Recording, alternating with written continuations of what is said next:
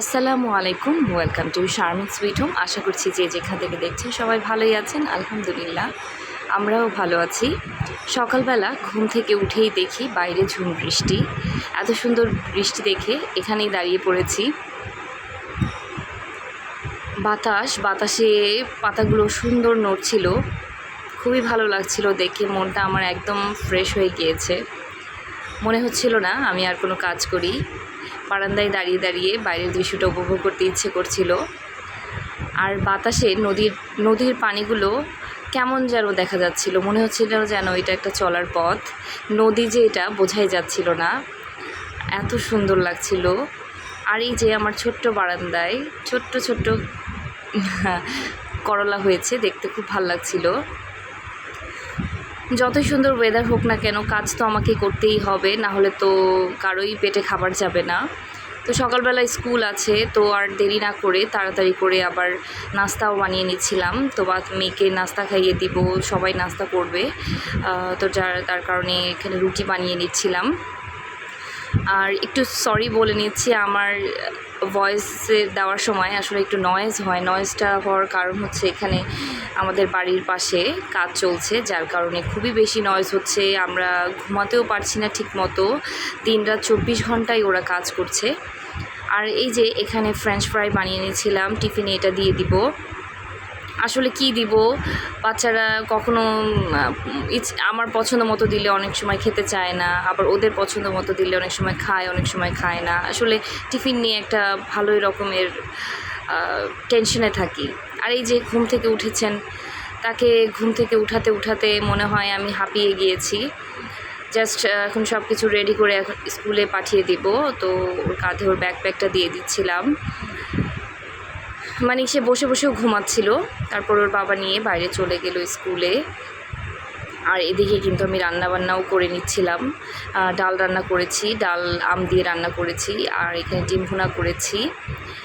আর রান্নাবান্নাটা আসলে করে রেখে যেতে পারলে আমার জন্য খুবই আরামদায়ক হয়। কারণ হচ্ছে স্কুল থেকে এসে আমিও খুব টায়ার্ড হয়ে যাই, কারণ কিছুটা সময় ওখানেই আবার বসে থাকতে হয়। যার কারণে আমি চেষ্টা করি রান্নাটা করেই রেখে যেতে। স্কুল থেকে আসলে আমারও আসার পরে আর কোনো কাজ করতে ইচ্ছে করে না।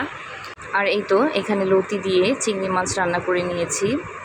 লতি আমার খুবই পছন্দ, কচু লতি এই দু ধরনের খাবারই আমার খুবই পছন্দ। আর মায়ের হাতের রান্না হলে তো কথাই নেই, আরও বেশি ভালো লাগে।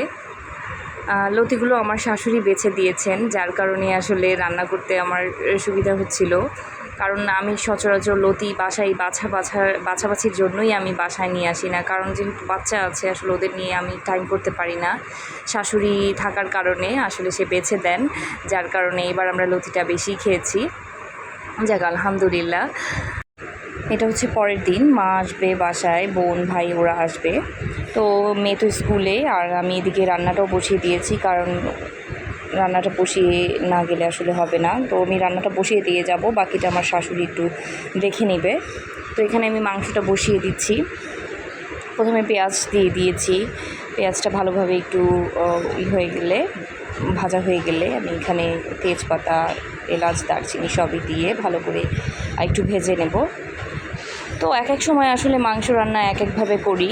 তো বেশিরভাগ যেটা আমার পছন্দ, মাংসটা কষিয়ে রান্না করতে আমি বেশি পছন্দ করি। অনেকে মেখে রান্না করেন, মেখেও রান্না করি। অনেক সময় যখন কম থাকে তখন আর কি করার, তাড়াতাড়ি ঝটপট করার জন্য মেখে রান্না করি। কিন্তু আমার কাছে কেন যেন কষিয়ে রান্না করলে বেশি ভালো লাগে। তো আমি সব মশলা এখানে একসাথে দিয়ে দিব। এখানে আমি আদা রসুন জিরা বাটা একসাথেই ছিল, সেটা দিয়ে দিলাম পরিমাণ মতো। আবার হলুদ দিয়ে দিব, ধনে গুঁড়ো, মরিচ গুঁড়া, লবণ দেওয়ার পরে একটু পানি দিয়ে ভালোভাবে কষিয়ে নিব। কষানোটা যেন ভালো হয়। ভালোভাবে কষানো হয়ে গেলে আমি মাংসটাও দিয়ে দিব। আমার ভ্লগের কোথাও কোনো অংশ যদি একটু ভালো লেগে যায়, একটা লাইক দিয়ে দিবেন, কমেন্টস করে কিন্তু আমার পাশেই থাকবেন, আর সাবস্ক্রাইব করে দিবেন। বেল বাটনের অল অপশনটা ক্লিক করে রাখবেন, তাহলে পরবর্তী ভ্লগের নোটিফিকেশন পেয়ে যাবেন। আর শেয়ার করে দিবেন আপনার ফ্রেন্ডস আর ফ্যামিলির সাথে। আর এই তো এখানে কিন্তু আমার মাংসটাও এখানে দেওয়া হয়েছে। মাংসটাকে কিন্তু আমি ভালোভাবে কষিয়ে রান্না করব। একেবারে আমি এখন পানি দিব না, কারণ মাংসটার ফ্লেভারটা তখনই ভালো হয় যখন মাংসটাকে ভালোভাবে কষিয়ে কষিয়ে রান্না করা হয়। যতক্ষণ পর্যন্ত মাংসে পানি থাকে, সেই মাংসের পানিটা শুকিয়ে না যাওয়া পর্যন্ত আমি এখানে কোনো পানি অ্যাড করব না। এতে করে মাংসের টেস্টটা খুব ভালো আসে। আর আমি যদি অল্প একটু জাস্ট দেওয়ার পরে সাথে সাথে পানি দিয়ে দিই, এতে করে যেন আমার কাছে মনে হয় মাংসটা তেমন একটা টেস্টফুল হয় না। মাংসের পানিটা শুকিয়ে যাওয়া পর্যন্ত কষানোর পরে আমি ঝোলের পানিটা দিয়ে দিই। আর এই যে এখানে বৃষ্টি দেখে তো আমি লোভ সামলাতে পারছি না। এখন তো আষাঢ় শ্রাবণ মাস, বৃষ্টি তো দিন রাত 24 ঘন্টাই যখন তখন হতেই থাকে। আর আমার বারান্দা থেকে তো এত সুন্দর দৃশ্য দেখা যায়, খুবই ভালো লাগে। তো একটু ছুঁয়ে দেখছিলাম বৃষ্টিকে। আর এখানে যেহেতু বৃষ্টির দিন, বিকেলের নাস্তায় কী খাওয়া যায়, এখানে একটু চাল ভেজে নিচ্ছিলাম আর সেমাই রান্না করে নিয়েছিলাম। তো সবাই সন্ধ্যের নাস্তায় আজকে এগুলোই খাবো। তো সবাই ভালো থাকবেন। আজকের ব্লগটা এই পর্যন্তই। আল্লাহ হাফেজ।